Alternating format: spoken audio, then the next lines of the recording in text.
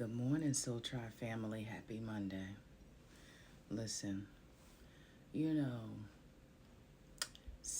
self-sabotage is something a lot of people do that they don't even realize, you know, that is a part of learning to break your cycles.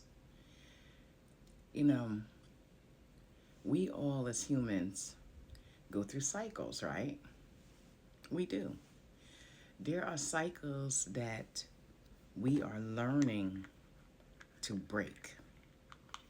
Every experience that I have, I look at the cycles of what I do, the patterns of my behaviors. I look at the patterns of other people's behaviors as well. And one thing for sure is I believe that in the big scope of things, God definitely sends us people on our paths. And as we meet people and we start to experience them and we go through journeys with them, we have to start looking at the patterns of behaviors of people. We do. You have to learn that because that's how we learn if people are here for a reason, a season, or a lifetime. As you experience things and you go through those cycles, you have to look at when you come to that fork in the road of whatever it is you're in, you have to make a decision. Change or repeat the same. That is the cycle and the pattern. So you have to look at, am I going to change or am I going to repeat this? I believe in being somebody who's of growth. And when I see a pattern of a path of something that's similar to what I've experienced, I'm like, okay, what am I going to choose? I've learned always in this life, I'm going to self-preserve first. You know why? Because as being someone who's God's girl, yes, I am a very spiritual woman. I believe in I'm going to be still and I'm going to find the solution. The solution will come. God always. One thing about me, God always brings about solution. So that's what you do. You sit, you reflect, and then you just keep moving forward. You find things that are rewarding to do. But yeah, one thing about those cycles and patterns is I find that when you are in your element and you're in alignment and you're in a flow and you're just enjoying your life, something always comes in to disrupt it. Cycles. And in those cycles of disruption, it's up to you to decide to notice, is this a pattern? What is this? You have to look at that. Because when something comes in and it disrupts that flow, especially when it's a good flow, that's usually some low type of energy that's coming in. And it's up to you to decide, hey, am I recognizing this is a pattern? Have I experienced this before? What does this feel like? And then make the decision. Am I going to repeat or am I going to change? Because here it is, I'm evolving, I'm growing, and I'm moving into a better way of being. I'm telling you, there are always those low vibrational things that come in and disrupt flow, that break that shit up. Because one thing I know is when people are experiencing low levels of things in their life, oh, they will come and destroy your happiness. It happens all the time. So you have to pay attention to that shit. You do. You have to pay attention to I pay attention to the motherfucking patterns. That's why I'm like, You have to learn to move yourself out of those patterns and choose you. Like I said, I will always self-preserve first. First, self-preservation first always. And what I do, I pull my energy back and I go within and I be still. And when I'm in that element, what I do is when I go into self-preservation, I go into a real ritual kind of like routine of not just prayer, but I also get myself back in alignment through I make sure I get in my exercise, my habits of eating, I change. No, I love me that much. I love myself that much and know that much about myself. I'm very self-aware. And When I know I need to align myself, I go back home into me and connect to God. God makes everything. Because why? God can take dry bones and make them alive. Y'all heard that.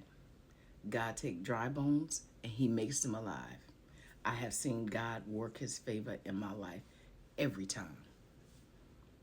Like I said, when years ago, when I had to make that decision to leave my ex-husband, and I knew that it was going to require faith, and I was scared financially of being able to live on my own, I trusted God explicitly, and God moved me from there.